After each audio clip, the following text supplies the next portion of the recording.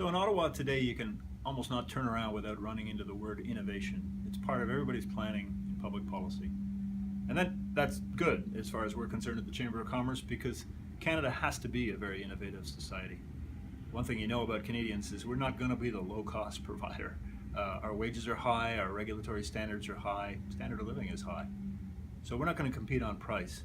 To be effective, we have to compete on skill, on speed, bringing new technologies into the marketplace very, very quickly. That's going to be our edge. The trouble is Canada does not always record very well in international measures of that. We're not the world leader, and that needs to be fixed. So the Canadian Chamber of Commerce began to ask, can you teach innovation? Is it something that we, as educators and employers, even as government, can actually build into our society?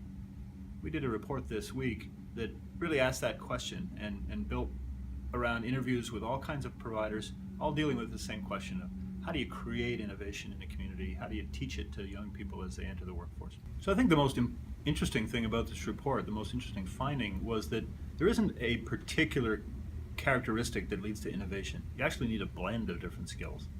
Obviously, you need the engineers and the mathematicians and the scientists to put things into motion once you've conceived them, but you need to conceive them. You need people that are thinking, why can't something happen? What would the market look for? You need the dreamers as well as the pragmatists. So that's a kind of an interesting learning for us, and one that I think is extremely important for our corporate membership.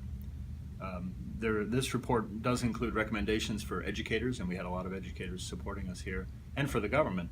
But what interests me the most is what employers can do with this information. I think this report contains some advice on how to create a really innovative culture in a business, and I think it's really a super interesting subject. I'm really pleased the Chamber of Commerce was able to be in this space.